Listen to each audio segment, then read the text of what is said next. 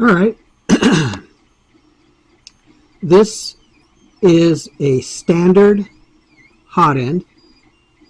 Basically, we got the heat sink right here, and it's cooled by the heat sink fan, which is the front fan of the hot end. We have the heat block, which is right here. This actually gets hot right here because the heater is there, and it goes all the way through to this side. Okay, so that this heats this block. Then we have the thermocouple, which is connected right there, and it's in that hole, and it's the white wire.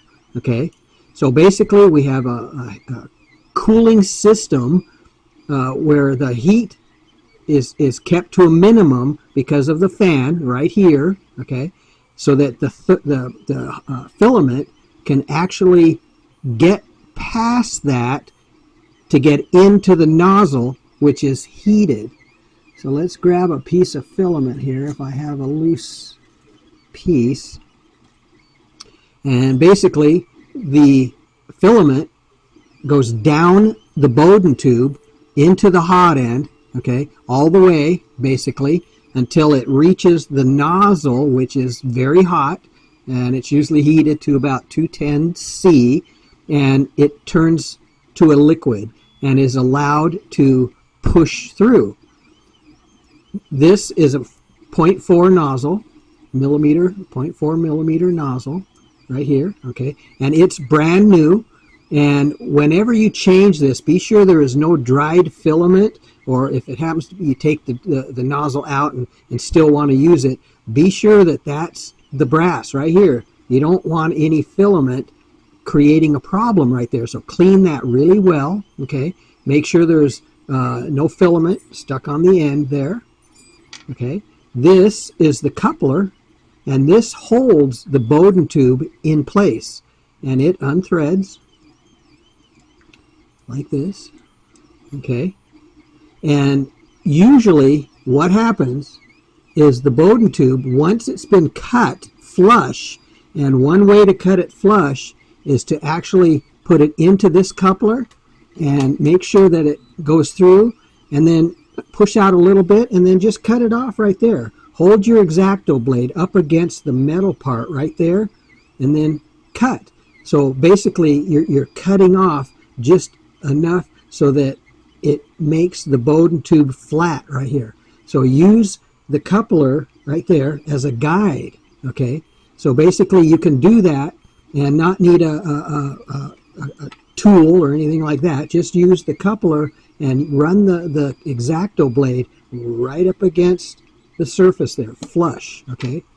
This, you put the tube in here and it goes all the way through. That's what it's supposed to do, okay? So this is a straight path all the way through the heat sink, all the way through the heat block, all the way through the hot end, okay? So what you're going to do is put the coupler on and tighten it down, you know, firm it down. You don't need it to be tight, but just firm it, you know, firm it down. Then when you take the nozzle, and you're going to thread that in here also, and you're going to thread it all the way up against the body of the nozzle, okay? So right there, this is the edge of the nozzle. You're going to thread it all the way in. You know, firm it up. Okay, it's firm.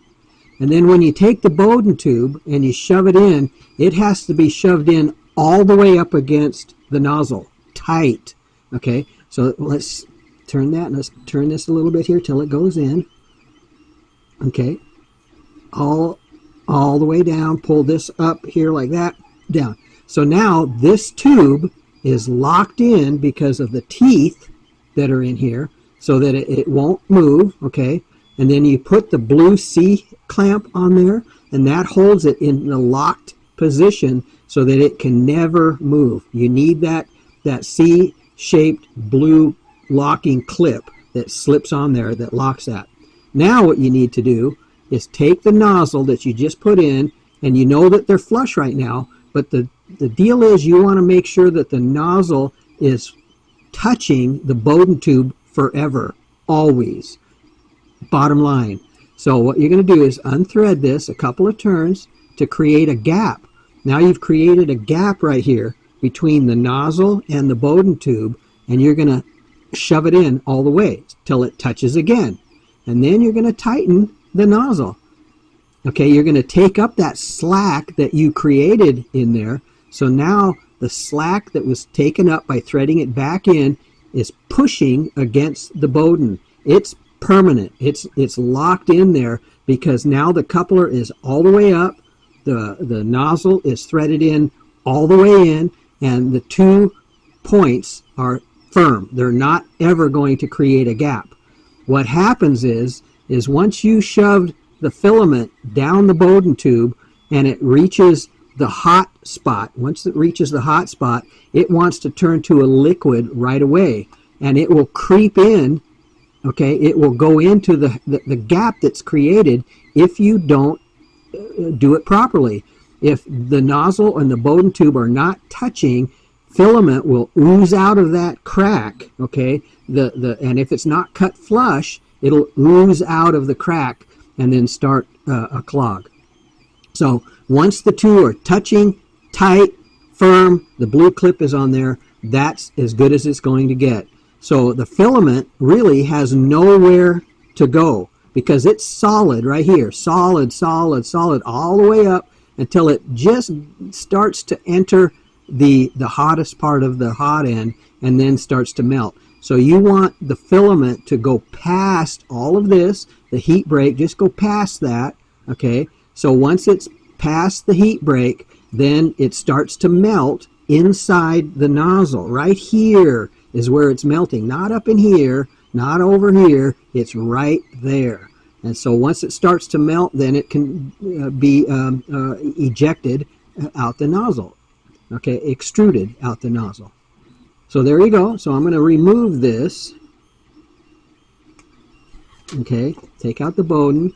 So again, once the filament has gone all the way in, past all of that, all the heat break, all of it, it's still touching, the plastic, the Bowden tube is touching the nozzle, okay, and it's forever touching. And then again, there's nowhere for the filament to go but out through the nozzle. And that's it. It's pretty basic. It's 1, 2, 3. It's not even a big deal. It's not rocket science. So there we are. Happy printing.